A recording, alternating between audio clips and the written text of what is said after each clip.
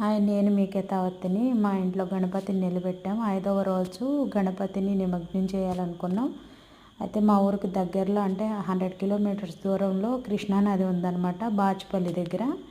అయితే మా వినాయకుడిని అక్కడ కలపాలని మేము నిర్ణయించుకున్నాం. అయితే గణపతికి లాస్ట్ రోజు గుమ్మడికాయతో దృష్టి తీసి కొబ్బరికాయ కొట్టి 3 సార్లు గణపతిని కదిపి ఇక ఆయనని నీళ్ళల్లో నిమగ్నం చేద్దామని చెప్పి ఆయనని ఇక లేవనెత్తి ఇక ప్రయాణం చేసామన్నమాట. అయితే మేము ఒక్కళ్ళమే కాకుండా మా అత్తగారు మేమందరం కలిసి వెళదామని నిర్ణయించుకుని కారు వేసుకుని గణపతిని అయితే తీసుకెళ్ళడానికి స్టార్ట్ అయ్యాము.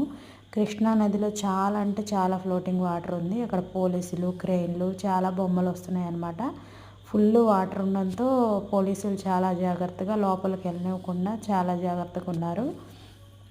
అయితే మనల్ని వినాయకుడిని కలపడానికి 2 మనుషులు మన వెనకాల వచ్చి వినాయకుడిని కలిపేలా చేస్తున్నారు. చిన్న వినాయకుడిని, పెద్ద వినాయకుడిని అయితే అసలు లోపలికి వెళ్ళనివ్వట్లేదు, క్రేనులతోనే కలుపుతున్నారు.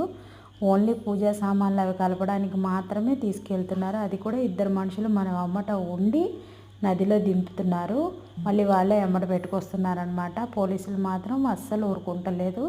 ఎందుకంటే వాటర్ ఫ్లో చాలా అంటే చాలా ఉండటం మూలన అస్సలు లోపలికి వెళ్ళనివ్వలేదు. అయితే మేము వినాయకుడిని చాలా జాగ్రత్తగా తీసుకెళ్ళి కలిపి మేమందరము నెత్తి మీద నీళ్లు జల్లుకొని కాళ్ళు చేతులు కడుక్కున్నాము. మా వారు మాత్రం స్నానం చేశారు.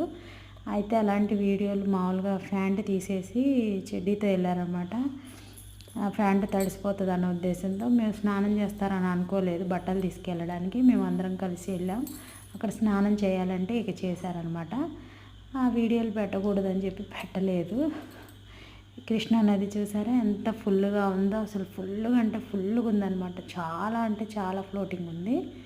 మాకైతే భయం వేసింది ఆ వాటర్ని చూసి. పైన కురిసిన వర్షాలకి బీభత్సంగా వస్తుందన్నమాట. 100 కిలోమీటర్స్ దూరంలో ఉంది బాచుపల్లి అనే గ్రామం అనమాట. అక్కడ కృష్ణా నది ఉంటుంది. చాలా అంటే చాలా వాటర్ ఉన్నాయి అసలు. మా పాప, నేను, మా అత్తగారు, మా ఆయన అందరం కలిసి వెళ్ళాము.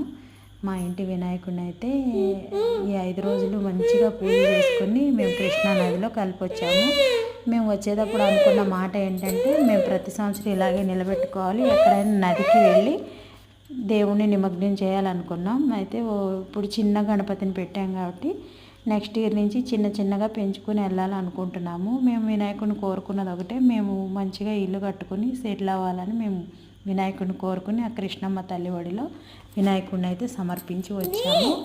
వచ్చేటప్పుడు గుడికి వెళ్ళి అక్కడ దర్శనం చేసుకుని తిరిగి ప్రయాణం చేశాము. Thank you.